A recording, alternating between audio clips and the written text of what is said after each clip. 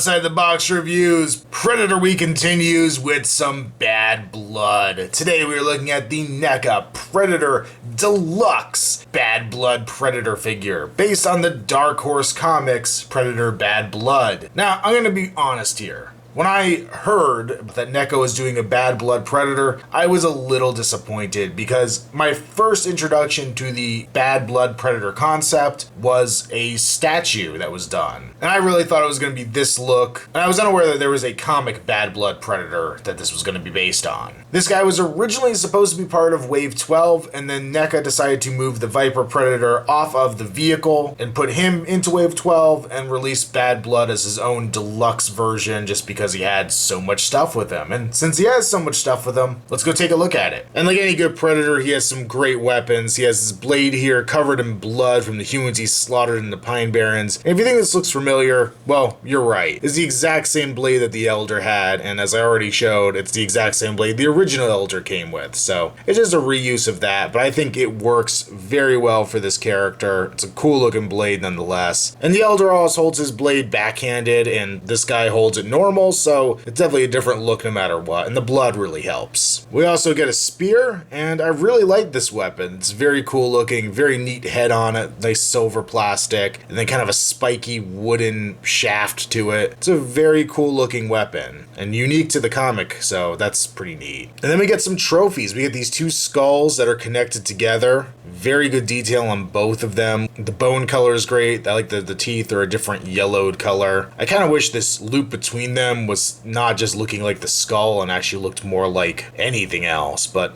it works. There are some holes on the back here, which almost makes me wonder if they were intended to be able to be put up on a wall or something, but who knows? It'd be kind of interesting if we got some comic-based Bad Blood trophy wall. But then again, the Bad Blood Predator kind of is his own trophy wall. We also get two dead humans. We get two heads, and these are really cool. They relate to characters in the comics whose names I forget, but they get killed by the Predator, and I kind of like having them in these bloody looking, just torn up heads. Just the style of these, because they are comic based, actually reminds me a lot of something you'd get with a McFarlane movie Maniac figure. And if you look at the eyes, you can really see the comic influence, because the eyes are actually red, which is a little strange, but I still like them nonetheless. Turn them around, we actually get the real gruesome part, the innards of their heads. I really love that, and there's hooks coming out of them. And then last but not least, we have a piece of a dreadlock that was thrown off Bad Blood by one of the humans, and NECA has confirmed this is just a cool extra. It doesn't go anywhere on the figure. It doesn't plug in anywhere. So this is just something to have. I don't know, maybe give it to Dutch or something like that. It could be kind of cool.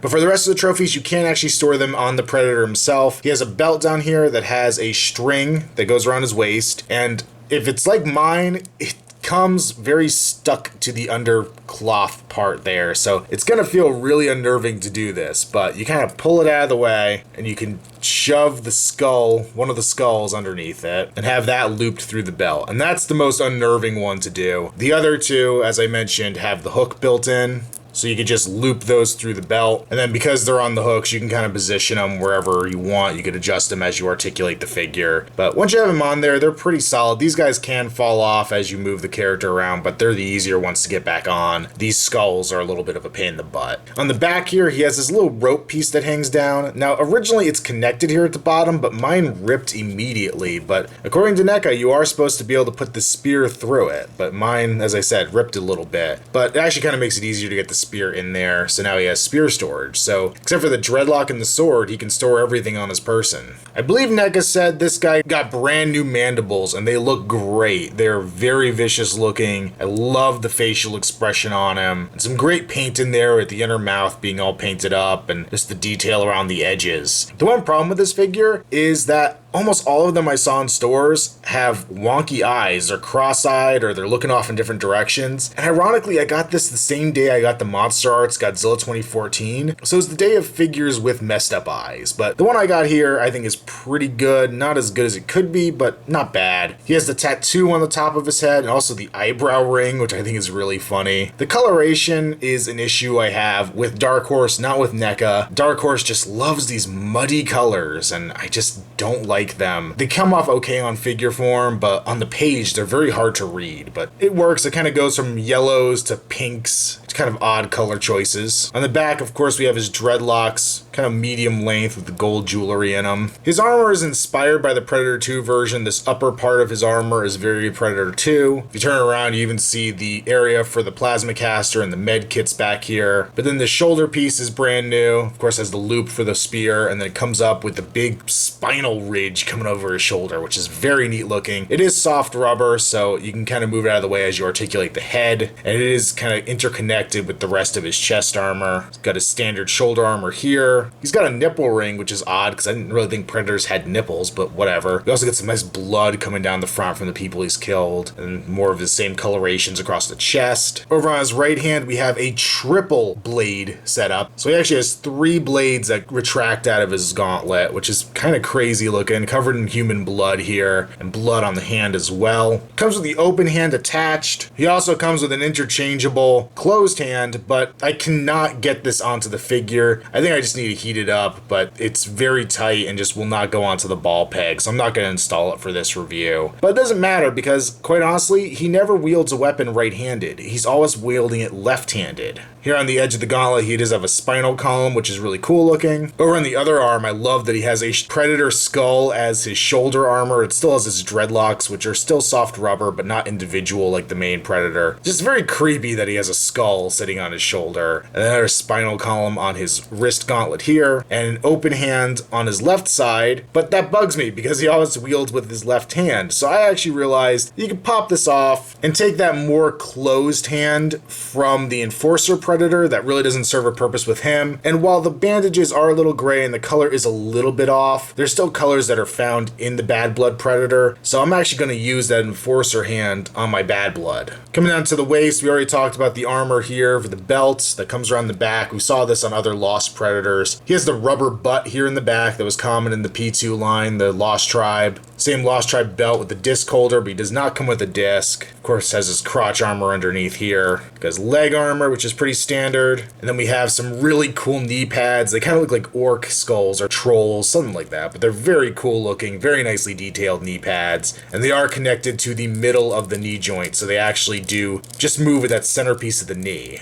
And then his lower leg armor, he has 2 more spinal columns on there. And then his bare Predator feet. For articulation, there's nothing special here. He has a ball joint at the head. It is a little hindered by this shoulder, but nothing horrible. Pin socket shoulder, forward and back, out to the side. Once again, a little hindered by the armor, especially his left arm because of that skull. Can bend and rotate at the elbow. There's a ball joint at the wrist. It's a ball joint at the waist because this is the P2 body, not the P1. You move his leg forward and back, out to the side, swivel at the upper leg, bend at 2 points at the knee, and has a ball joint at the foot. And Bad Blood is definitely worth picking up. He's a really cool looking figure. And not to rip on the comic art again, I'm sure I'm probably gonna get some hate because I'm sure some people would probably love it. But I really appreciate NECA parsing out what I thought was some pretty muddy and confusing artwork and making a very cool looking Predator out of it. I love all the accessories he comes with, even if I don't know what I'm going to do with that dreadlock really. And I just love the way he looks. All those skulls all over him is just really intimidating looking. The triple blade on it is cool. The random piercings are just crazy. I actually didn't expect NECA to include those, and I'm amazed that they did and very happy about that. And this being a deluxe figure, it's really only a couple bucks more than most figures. My biggest gripe about it is the fact that they gave the alternate hand to the wrong hand. It really should have been an alternate left hand instead of an alternate right, but there's worse things in life, and as I said, the Enforcer Predator hand pretty much works here. Now looking at it, I think it might be a little on the small side, but you know what? It'll work for a display, so I'm going to keep that Enforcer hand on there and just roll with it because I like it.